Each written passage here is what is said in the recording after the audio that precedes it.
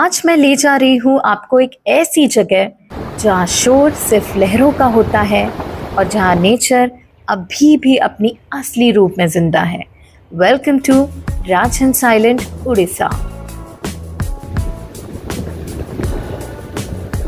सी से सन निकलता हूँ, कभी नहीं देख पाए।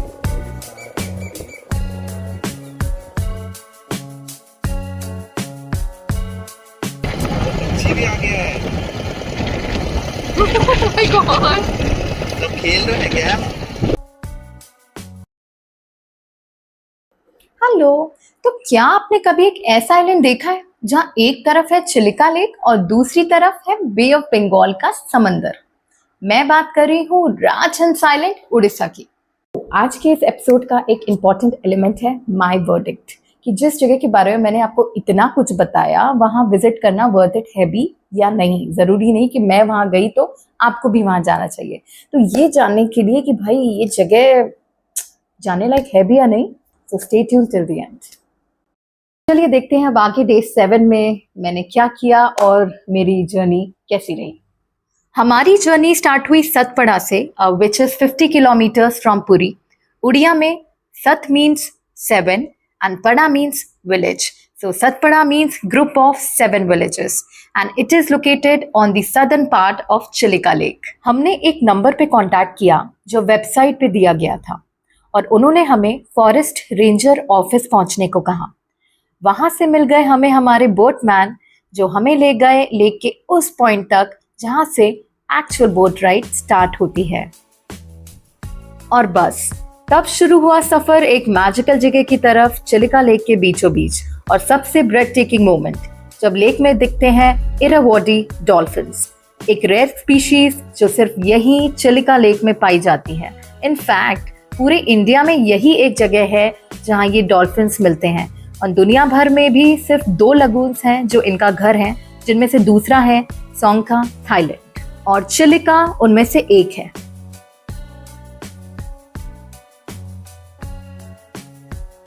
इस रीजन में है बहुत सारे birds, turtles, dolphins and even crocodiles, but I didn't spot any crocodile.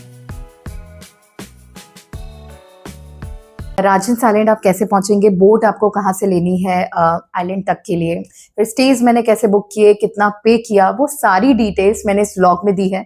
मुझे यहाँ की एक बात बहुत अच्छी लगी, that this region is highly biodiverse.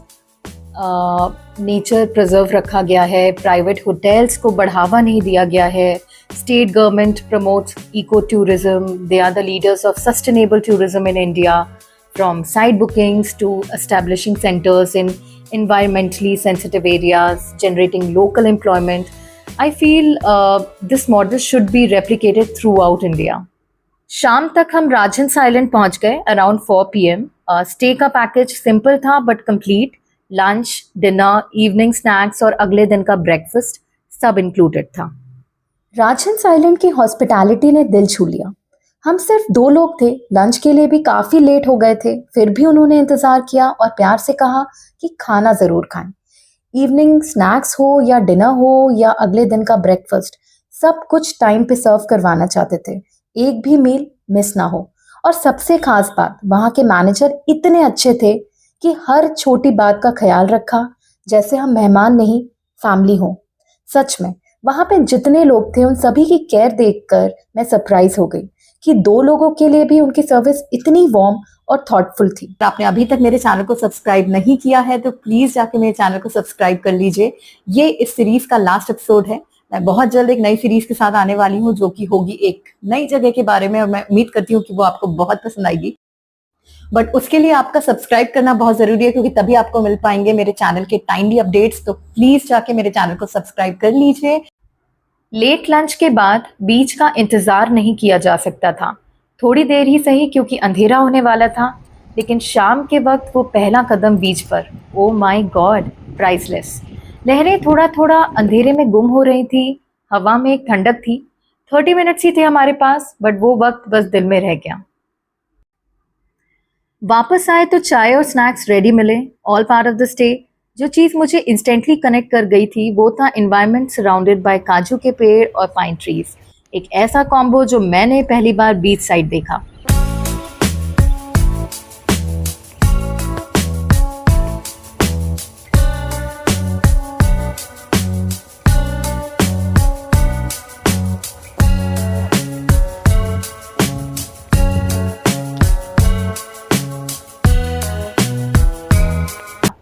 रात का डिनर सिंपल था, बस उस वाइब के साथ बिल्कुल perfect end to the day.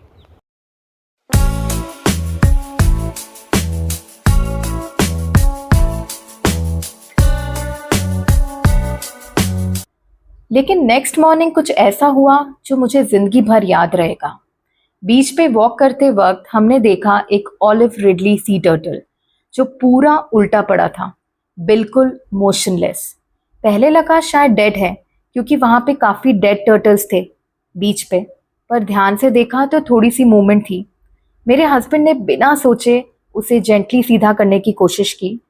Starting में काफ़ी मुश्किल हुई क्योंकि उसका वेट बहुत ज़्यादा था, बट उन्होंने काफ़ी मेहनत से उसे सीधा किया और स्लोली स्लोली वो टर्टल क्रॉल करता हुआ समंदर की तरफ बढ़ने लगा। और जब उसने फाइनली ओशन में वापस एंट्री ली, मेरे चेहरे पे एक स्माइल थी जो अंदर से आ रही थी। एक ज़िंदगी वापस लौटती हुई दिखी। मेरे लिए ये सच में एक बहुत ही इमोशनल मोमेंट था।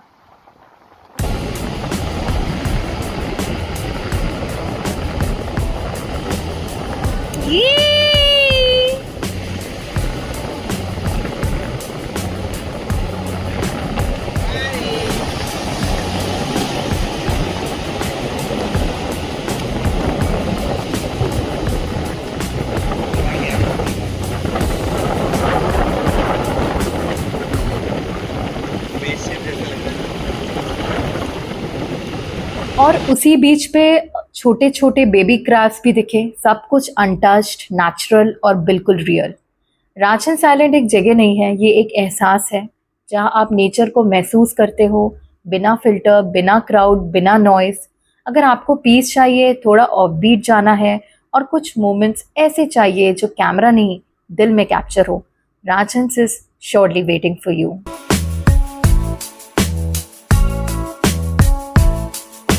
तो yes, now it's time for my verdict. तो अगर आप भी नेचर लवर हो, बिल्कुल मेरी तरह, अगर आपको भी समंदर की लहरों की आवाज़ सुनना पसंद है, बिल्कुल मेरी तरह, अगर आप भी भीड़ से दूर एक शांत जगह की तलाश में हो, बिल्कुल मेरी तरह, तो आपके लिए राजहंस आइलैंड एक हिडन जेम है। And if you're planning a trip to Odisha, you will get all the details on Odisha Tourism website, that is www.ecotourodisha.com. Visit the website, select the destination from the drop-down list and fill remaining details for booking. Total I spent on this booking was rupees 6,190. The best season to visit Odisha is winter, that is from October to February. Weather is quite pleasant. Summer, that is March to June, can be hot and humid. I visited in the month of April and it was bearable for me. Avoid visiting during monsoon, that is during June to September. Reason, heavy rains can disrupt travel, lush greenery but not great for beaches or adventure. अगर आपने episode 1 and episode 2 of Orissa series अभी तक नहीं देखा है तो उसे भी जाके जरूर देखें। I am sure you will enjoy it.